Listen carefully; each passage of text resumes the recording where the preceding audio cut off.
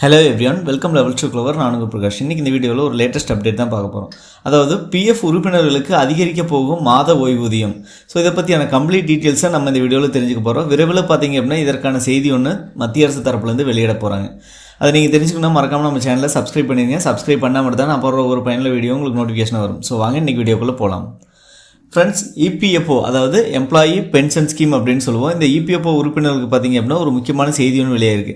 EPS குறைந்தபட்ச மாத ஓய்வூதியத்தை அதிகரிக்க வேண்டும் என நீண்ட நாட்களாக கோரிக்கை இருந்து வருகிறது.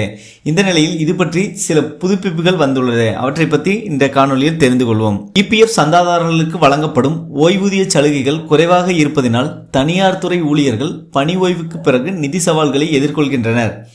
அந்த வகையில் சமீப காலங்களில் குறைந்தபட்ச மாத ஓய்வூதியத்தை அதிகரிக்க வேண்டும் என பல தரப்புகளிலிருந்தும் பலவிதமான கோரிக்கைகள் விடுக்கப்பட்டு வருகிறது.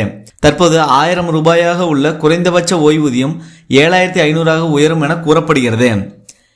ஒழுங்கமைக்கப்பட்ட துறையின் ஊழியர்கள் பணி ஓய்வுக்கு பிறகு தங்கள் அன்றாட வாழ்க்கை செலவுகளை நிர்வகிக்கவும் நிதி அழுத்தத்தை சமாளிக்கவும் குறைந்தபட்சம் 1000 ஓய்வூதியமாக வழங்கப்பட்டு வருகிறது. ஊழியர்கள் வருங்கால வைப்பு அதாவது இபிஎஃப்ஓ அமைப்பின் மூலம் நிர்வகிக்கப்படும் ஊழியர் ஓய்வூதிய அமைப்பு அதாவது எம்ப்ளாயி பென்ஷன் ஸ்கீம் அப்படின்னு சொல்லுவோம் இபிஎஸ் ஓய்வூதியம் வழங்கப்பட்டு வருகிறது. இந்த இபிஎஸ் 95 மாதாந்திர ஓய்வூதியத்தை பெற சில நிபந்தனைகளை பூர்த்தி செய்த இருக்க வேண்டும். குறைந்தபட்ச மாத ஓய்வூதியம் எப்பொழுது உயரும்? மோடி அரசாங்கம் ஒருங்கிணைந்த ஓய்வூதிய திட்டமான யூபிஎஸ்ஐ அதிகரித்ததிலிருந்து குறைந்தபட்ச மாத ஓய்வூதியத்தை அதிகரிப்பதற்கான கோரிக்கை வேகம் பெற்று வருகிறது. இந்த தொகை அரசு விரைவில் அதிகரிக்கும் என்றும் இதற்கான பணிகள் தற்போது நடந்து வருவதாகவும் அரசு தகவல் வட்டாரங்கள் தெரிவிக்கிறது. இபிஎஸ் 95 ஓய்வூதியம் பெற பின்வருமான தகுதிகளை பெற்றிருக்க வேண்டும். ஓய்வூதியம் பெற இந்திய குடிமகனாக இருப்பதும் ஒழுங்கமைக்கப்பட்ட துறையில் பணிபுரிவதும் அதாவது எஸ்டாப்ளிஷ்மெண்ட் அப்படின்னு சொல்லுவோம். ஸோ அதுபோக பார்த்தீங்க அப்படின்னா பணியாளர்கள் வருங்கால வைப்பு நிதியில் அதாவது இபிஎஃப் ஒரு பகுதியாக இருக்க வேண்டும். இதற்கு ஊழியர்கள் இபிஎஃப்ஓவில் குறைந்தபட்சம் 10 ஆண்டுகள் பங்களிப்பு செய்திருக்க வேண்டும். என்ன சொல்கிறாங்கன்னா இபிஎஃப்ஓ அதாவது நீங்கள் ஒரு நிறுவனத்தில் அல்லது பல நிறுவனத்தில் பார்த்தீங்க அப்படின்னா 10 வருஷம் ஒர்க் பண்ணியிருக்கணும் அப்படின்னு சொல்கிறாங்க. அவங்களுக்கெல்லாம் பார்த்தீங்க அப்படின்னா இந்த பங்களிப்பு கிடைக்கும் அப்படிங்கிறாங்க. வழக்கமாக இபிஎஸ் 95 ஓய்வூதியம் 2025 பெற இபிஎஃப் உறுப்பினர்களுக்கு அதாவது இபிஎஃப் மெம்பருக்கு வயது பார்த்தீங்கன்னா குறைந்தபட்சம் 58 இருக்க வேண்டும்.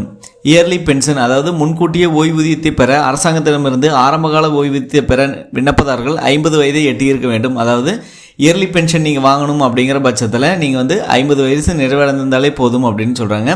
ஸோ உங்களுக்கு இந்த இபிஎஸ் 95 ஓய்வூதிய திட்டத்தில் இருக்கணும், அதாவது பயனாளியாக இருக்கணும், உங்களுக்கு மாதாந்திர ஓய்வூதியம் வரணும் அப்படின்னா கண்டிப்பாக உங்களுக்கு 58 வயது ஆயிருக்கணும் அப்படிங்கிறாங்க. இபிஎஸ் கணக்கில் நிறுவனத்தில் பங்களிப்பு 8.33% செலுத்தப்படுகிறது. மேலும் மாதத்திற்கு 15,000 வரை சம்பளத்தில் 1.16% மத்திய அரசால் பங்களிக்கப்படுகிறது. ஊழியரின் 12% பங்களிப்பு முழுவதும் இபிஎஃப் கணக்குக்கு எடுத்துச் செல்லப்படுகிறது. இந்த தொகை ஊழியரின் மொத்த சம்பளத்திலிருந்து கழிக்கப்படுவது குறிப்பிடத்தக்கது. ஸோ நீங்கள் இபிஎஃப் உறுப்பினராக இருந்தீங்க அப்படிங்கிற பட்சத்தில் இபிஎஸ் 95 ஓய்வூதியம் பெறக்கூடிய தகுதிகள் எல்லாமே நம்ம இதில் பார்த்தோம். ஸோ கூடிய விரைவில் பார்த்தீங்க அப்படின்னா இதற்கான குறைந்தபட்ச ஓய்வூதியம் அப்படிங்கிறது பார்த்தீங்கன்னா மாதாந்திரம் 1000 ரூபாயில் இருக்குது. ஸோ அதை இன்க்ரீஸ் பண்ணுறதுக்காக பார்த்தீங்க அப்படின்னா இப்போ அதற்கான வேலைகள் நடந்துட்டுருக்கு அப்படிங்கிறாங்க. அதிகபட்சமாக இந்த யூபிஎஸ்ஐ அங்கீகாரத்திலிருந்து பார்த்தீங்கன்னா குறைந்தபட்ச மாத ஓய்வூதியம் இது அதிகரிக்கிறதுக்காக பார்த்தீங்க அப்படின்னா வேகம் பெற்றுள்ளது இந்த வேலைகள் அப்படின்னு சொல்லியிருக்காங்க. ஸோ கண்டிப்பாக இது அனைவருக்கும் ஒரு மகிழ்ச்சி தரக்கூடிய அறிவிப்பு அப்படின்னு நினைக்கிறேன். மற்ற வீடியோவில் சந்திக்கும் வரை உங்களிடமிருந்து விடைபெறுவது உங்கள் பிரகாஷ். பாய், டேக் கேர்.